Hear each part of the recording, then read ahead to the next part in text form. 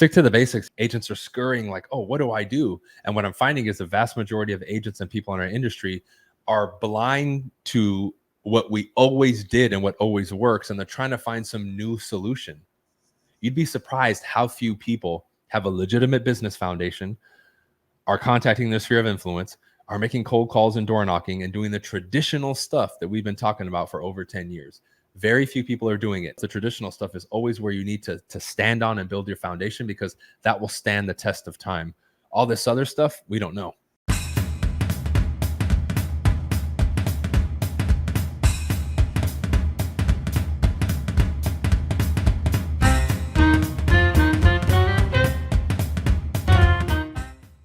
Are you looking to have better conversations on the phone, especially when you're calling expireds and for sale by owners? Well, in today's episode, we have an amazing guest that's going to share with us more communication tips so that you can be better at having conversations and converting your leads. So with that being said, I want to bring on Bryan Casella. What's up, Loida? Vulcan 7 and family, what's going on? What's going on? For everyone that's watching that maybe is not familiar with you, can you just kind of give a little bit about your background? Sure, absolutely. So BC, leader of Team BC here in Miami now, originally from LA. I got into the real estate business 10 years ago, a little bit more than 10 years ago now. It's crazy that it's been a decade already. I built my business doing the traditional stuff. I continue to preach it. You know, I built up YouTube to over 200,000. Our team, once we joined EXP, went nationwide. We've done upwards of 130 million in volume. And it's always been based on the foundational stuff. I've transformed a lot in the process, but now I'm coaching and training, growing my agent network at Real Brokerage, which is who we're with now. And it's still predicated on those principles. And we still focus on just having better conversations, becoming a better communicator, and becoming the best version of yourself. Awesome. So I'm glad that we're going to be talking about communication, because I think that that is something that a lot of agents struggle with. Maybe they are having people that pick up the phone, whether it's an expired, for sale by owner, or whoever it is, but they're just not getting through to them. Or maybe they're getting hung up on, or maybe they're getting reactions that just kind of put people off. So can we get started maybe with some tips in regards to just how to be good at the 30 seconds when you make a phone call? Yeah, whether you're at the door, out on the street or on the phone, I think the toughest thing for agents and salespeople in general is, like, if I was to give an example, right? Like, let's say Loida and I have a conversation, and we're not recording, or we're just talking here. We have a level of comfort and we have a certain tone that we use. And when we ask questions, it's going to sound and come off a certain way. The biggest mistake that agents make is when they make the calls because they're nervous or maybe they're not good yet. That you would have in a conversation completely goes out the door. So now their voice is tight. They default to, well, what have people told me? What am I supposed to sound like? So like when we call now, instead of saying, oh, hi, is Loida there? You go, oh, hello, is Loida there? Right? Because like they teach us, you have to be enthusiastic. Now that enthusiasm that you give on the phone isn't the same enthusiasm that you would give in person. And that's the first disconnect that people have, is now when you go on the phone, you don't sound like a human being. You sound like another salesperson who's just trying to call them, right? The second thing is linguistically, right? The words that we use and the patterns. It's of course important that we learn the script, right? Hi, my name is Bryan. I'm with XYZ Realty and I'm looking for Mr. Johnson. Is Mr. Johnson there, right? That's good to learn. But once you actually start making calls, you have to, what I call, humanize that. How would we say that if it was our friend or our mom? You wouldn't say, oh, hello, is my mother, Miss Johnson, there? You wouldn't say that. You would say, oh, hey, mom, or hey, Miss Johnson, right? Or hey, and then the first name. So those are some of the tweaks that they can make initially. The other piece, and this is the third piece to it, is, and this is the biggest violation, is when you call somebody or you enter their world, that's what I call it, you have to meet them where they're at emotionally. So if I call Loida and she's upset and she's an expired, I'm going to have to become, or at least sound, upset to them when I'm responding to them. This is the quickest way to connect with somebody, because we connect on a logical level, but more so on a subconscious level, which is energetically, right? It's almost like if, let's say, we create a scene where we're at a funeral, right? When you're at a funeral, you understand what that vibe is and that energy. If I come into a funeral with a club vibe, like jumping and dancing, that's a violation of the environment, and everyone's going to look at me like I'm crazy and kick me out. I need to come in with the same vibe. So if somebody's upset, what do we typically do? We want to apologize. Oh, no, I'm so sorry. I didn't mean to bug you. That's wrong. You need to be upset with them, right? So those are like some of the 3 basic things that you can do. And I know it's difficult because a lot of people aren't good yet, but those are the focuses that you need to have, because if you can't break through the beginning of the call, you're never going to have conversations with people and even be able to ask the questions that you need to have a productive conversation and get leads and get appointments.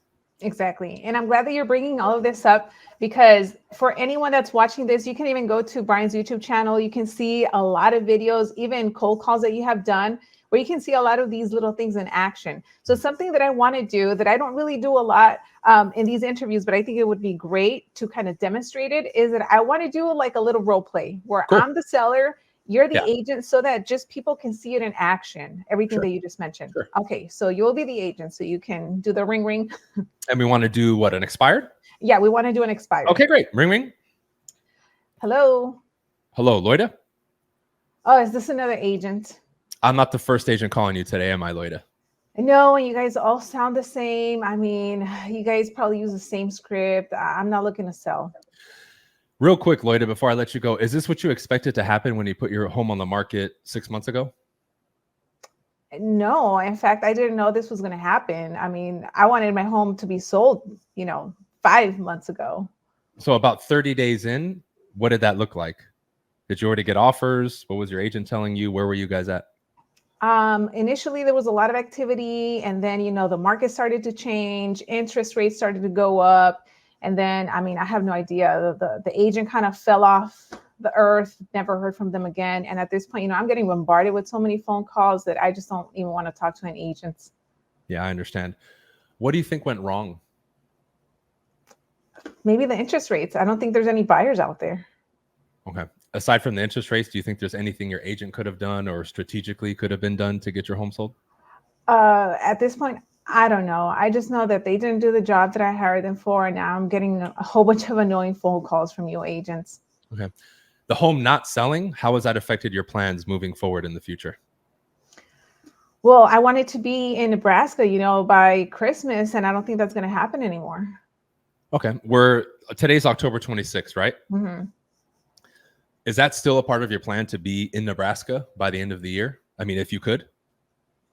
Well, yeah, I mean, ideally, I would want to be out there before Thanksgiving. But at this point, I don't think I can even trust any agents anymore. No, I get it. I mean, I would feel the same way. What do you think is going to have to happen for you to be in Nebraska by the end of the year? At this point, I'm just getting so many calls that I just have to really think what I even want to do, or even if I want to move anymore. Right. I understand now. How long in the sale? Because you were on the market for 6 months, right? Yeah. At what point do you feel like you started to lose hope? Well, we weren't really in a rush in the beginning, but then after 3-4 months, I was seeing some of my neighbors selling and my home wasn't selling. So that's kind of when I was like, you know what? Maybe it's a sign. Maybe we shouldn't move. And on top of that, the agent, I have no idea what happened to them. They just disappeared on you after like 30, 45 days, something like that? Yeah. And the next thing you know, apparently my home came off the market and all you agents are calling me from like 7:30 this morning. Right. Yeah. Now, do you know why everybody's calling you today? Why is that? Well, when you're on the market, like you were under contract, right, for 6 months with this agent, even if I saw something wrong or something that I would change, it's illegal for me to reach out to you as a homeowner because you have an established relationship with that agent. Make sense? Yeah. So today actually is the first opportunity for us to reach out to you. Now, what you're wondering is, out of all the people calling you, who can actually help you, right? Yeah. Like, what makes you so different from the last agent that called me?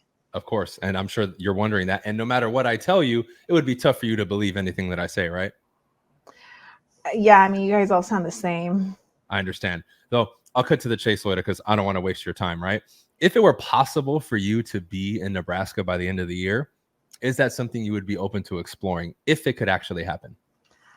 If it could actually happen, I mean, yeah, absolutely. Okay.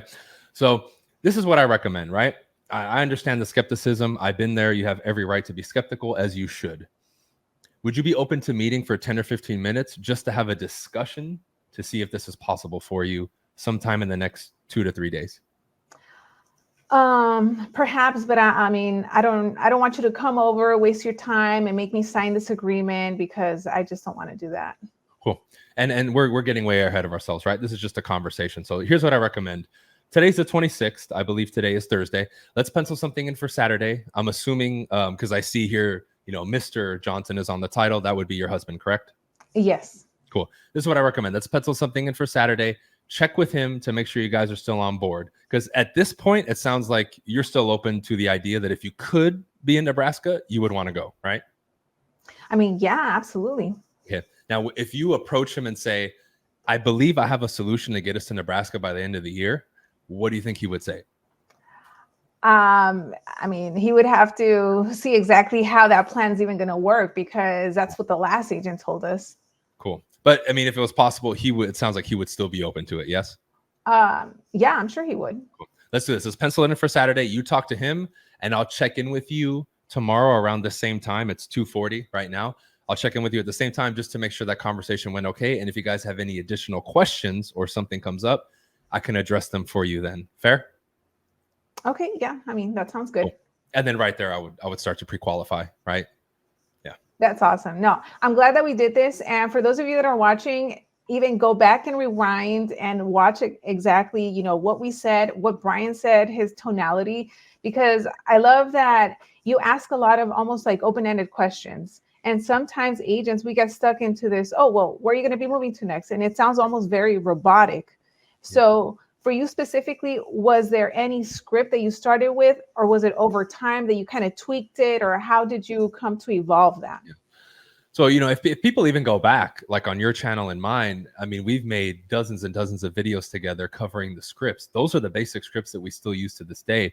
What's changed, and this is something that you'll develop through a lot of role play and experience, is I can listen to Loida or the prospect and then bring in the question that you need to bring in. So when you look at the script, just because there's question 1, 2, 3, 4, 5, 6, 7, 8 doesn't mean that you ask them in that order, right?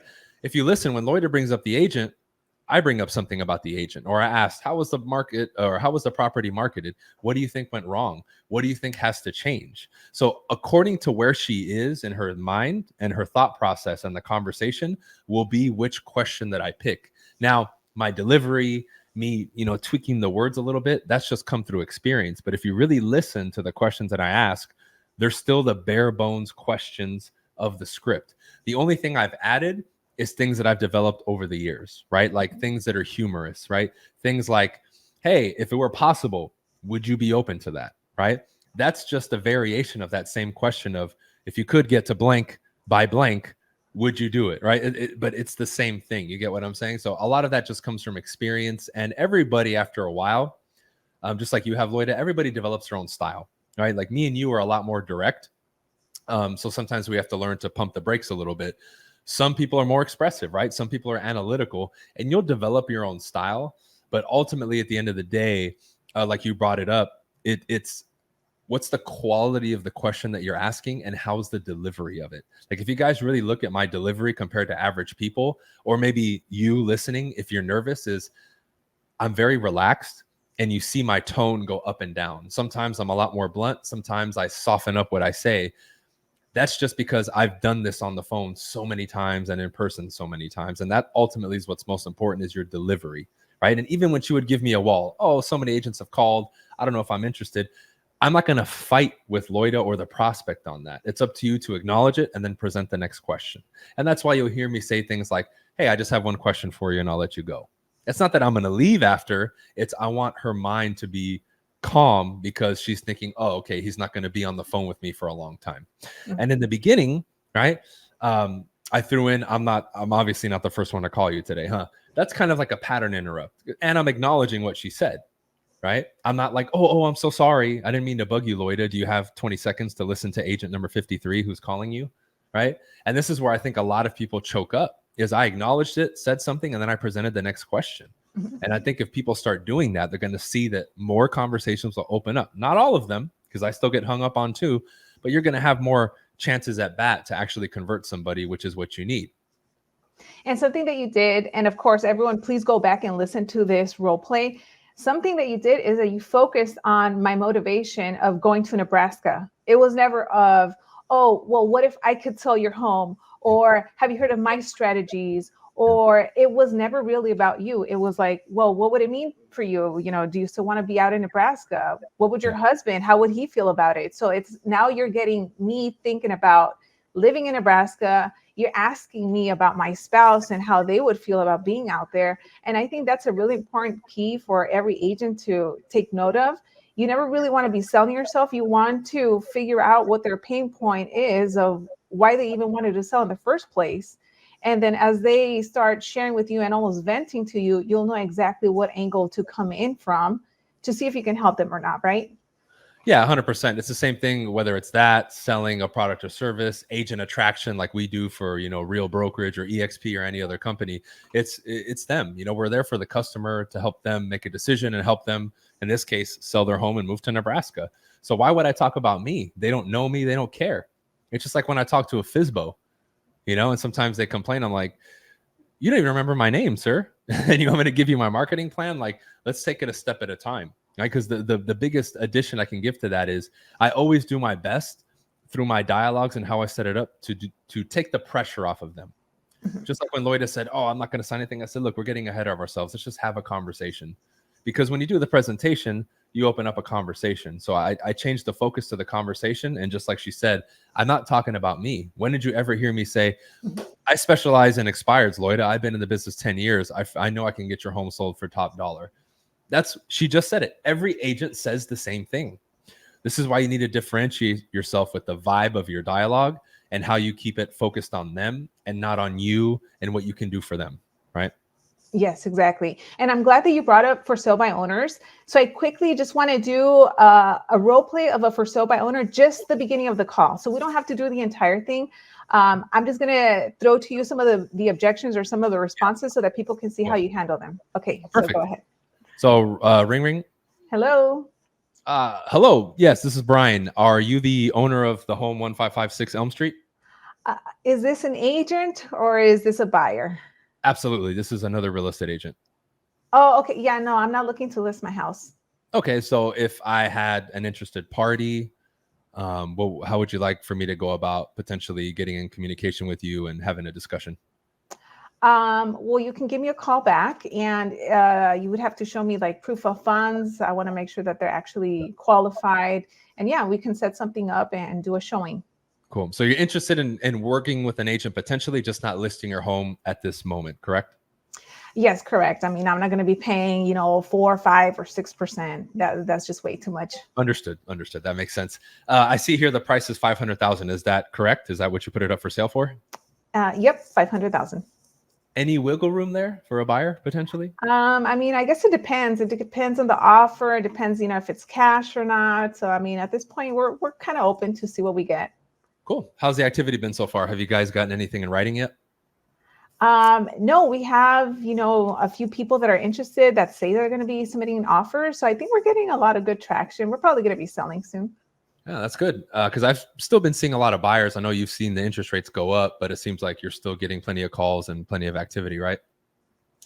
Yeah, some of them want to do like seller financing. I'm not even sure how that works, but I mean, we'll entertain those offers. So we're just kind of playing it by ear. I'm getting a lot of agents that are calling me, so I'm telling them the same thing. And then I would be paying 2% if you bring me a buyer. Cool. So if an agent brings a qualified buyer and they can actually get you to closing, 2% would be your compensation, right? Yes. Mm-hmm. Okay. Is there any other methods you guys are using to market the home to potential buyers? Zillow, Facebook Marketplace. We have a sign in the yard. That's pretty much it. Okay. Like, let's say you get 10 calls today so far. How many of those are agents versus buyers? Most of them have been agents, maybe like 1 or 2, but they were investors, and we're not really like looking to get any lowball offers or give our house away. Got it. At the end of the day, you want the most money in your pocket and the highest sales price for the home, correct? Exactly. Absolutely. And again, this is just me wondering, Lloyda, again, by the way, my name was Brian. You went the route of going yourself to save the commission to make more profit on the sale. Is that right? Or was there something else? No, that was it. I think that you guys get paid way too much, and I would be doing the same thing. I know I have it online on Zillow, and I'm just 6% is just way too much. I mean, some agents have even told me 7%. So I'm willing to at least offer 2, and that's where I'm at right now. But look, unless you have a buyer, there's really no need for us to continue talking. Yeah, and I'm not calling you because I have a specific buyer. I just kind of wanted to see where you're at because, I do work with a lot of buyers and sellers in the area, and we're always looking to connect. So, with that said, are you guys going to stay in the area, or are you looking to move outside of the area, like out of the city, out of the state? We would be staying local. Okay, cool. You want to keep going, or? No, I think at this point, you guys can see that, everything that I mentioned in the beginning, Bryan answered it. And it's just like you continued having that conversation. And I think a lot of times as agents, especially newer agents that are making these for sale by owner calls, they get stuck on the for sale by owner saying, oh, no, I'm not looking to list. And then they end it there. When in reality, you can just continue asking questions, finding out the situation. Anything else you want to add to that as to maybe the mindset behind going after for sale by owner? Yeah, I would say the numbers are the numbers, y'all. Like look at the era of social media, the internet. Look at the statistics. We get them more money, bottom line. Because if I kept that conversation going with Loida, understand, guys, that when you call a FSBO the first time, you see us putting these calls online. Those are like the 1 out of 100. Most of them tell us, stop calling me. And every once in a while on the first call, you'll close somebody, right? And get an appointment. But more often than not, that conversation would end. I wouldn't get an appointment and I would have to follow up because I may like pretty soon there say, well, Loida, what if you sold with an agent and made more money? Would you use an agent or would you still go by yourself? Because then I want to see how they answer. Because they'll say, look, I've heard that before. And a lot of owners are under the impression that they will make more without an agent. What if I could prove to you with an agent you make more? Bottom line. And she'll probably say no because it's the first call. That's fine. I'll follow up because every time I follow up now, I'm like, hey, in the last week, Loida, we've put another 3 homes under contract. How's your home going? Oh, I've gotten more verbals, but nothing in writing, or only 1 lowball offer from an investor. And after the 3rd, 4th, 5th call, that's where you can start potentially getting your foot in the door. You just have to make sure that you're still keeping in touch, right? And that you're actually calling them because the win for many of your leads, 70, 80, 90% is going to be the long game. So you guys have to have a good follow-up system where you're touching people regularly, right? Yes. No, I think these role plays have been so great because now agents can go back and rewatch it, take notes, hear you specifically. So now I want to wrap it up with your coaching because obviously you cover a lot of this. There's just so much that agents that train with you learn. So talk about your coaching, any programs that you have going on and how agents can get a hold of you. Yeah. So really the last year I've kind of revolutionized everything that I'm doing, simplified it even more. And I have a 3-tier system now for my coaching. So the first one I created with the whole Spartan mentality, the real estate agagi. If you're not familiar with what the agagi is, if you watch a movie like 300 and they give you the whole backstory on that culture, at 7 years old, the boys that are healthy, right, are sent to the agagi where they do their warrior training, where at 19, they join the Spartan army. So for 12 years, they train. I named it that because I'm enamored by that culture and I wanted to follow that same philosophy. So for the people who are brand new, getting started, no systems, no know-how, no money, I made the agagi as a 90-day accelerated program for $97 a month, right?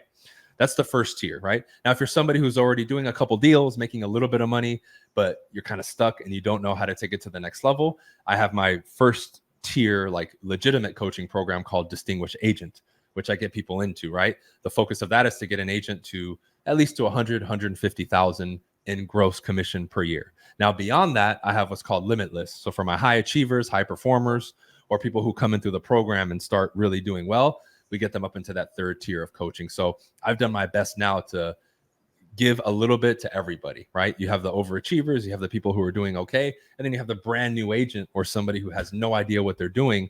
I created the agagi for them to help them. And all of that, if you go to bryancasella.com, bryancasellacoaching.com, you can find all that and all the other courses and all the other fun stuff that I have.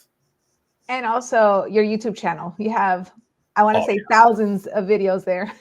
Yeah, I think we have over 2,000 now on the original one, and my new one has already a couple hundred and a ton of shorts and reels. So even for free content, you have so much there. Absolutely. And we'll make sure to put all of your links in the description box below. So there you go, ladies and gentlemen. Now you heard it straight from Bryan. You heard his role play expired for sale by owners. Go ahead and rewatch this episode. And remember, the communication, it starts from the beginning. So any last words you want to leave the audience with, Bryan? Stick to the basics, y'all. Like we're really, 100,000 agents haven't renewed their license and left the business just this year. If not, and that number keeps going up every day. And people right now are not doing well. The consumer's not doing well, right? We see an inflation go up. Agents are scurrying like, oh, what do I do? And what I'm finding is the vast majority of agents and people in our industry are blind to what we always did and what always works. And they're trying to find some new solution. You'd be surprised how few people have a legitimate business foundation, are contacting their sphere of influence, are making cold calls and door knocking and doing the traditional stuff that we've been talking about for over 10 years. Very few people are doing it. And some of the people who do it don't do it on a high level. And that, my friends, is how you build a legitimate business. And here's the second one that's key is you keep your profitability high, right? If you run into some of these schemes and, just pay for leads, maybe that might give you some success potentially. But again, if you're spending all this money to buy leads and you're not really closing deals, are you making money? You want to be profitable. And that's one thing I always prided our team and myself on is, dude, we're very profitable. And we have a solid foundation that when it comes time to adapt, like this changing market, you're good because what you've built it on is solid and it works. You just have to make minor adjustments versus everybody else running for the fad. Let me dance on TikTok. Let me try to create the booming YouTube channel that just feeds me a ton of business, right? All that stuff does have some potential, maybe, right? But when you have to shift or something happens, what do? You have no solid foundation, right? And the old school stuff, the traditional stuff is always where you need to stand on and build your foundation because that will stand the test of time. All this other stuff, we don't know. Exactly. So there you go. So once again, Bryan, thank you so much for everything that you just dropped on today's episode. We'll make sure that all of your links are in the description box below. For those of you that are watching, make sure to go back to our previous episodes. You can watch them here on YouTube or on any of your favorite streaming platforms on the podcast side. So once again, thank you for watching, Bryan. Thank you once again, and we'll see you on the next one. See you guys.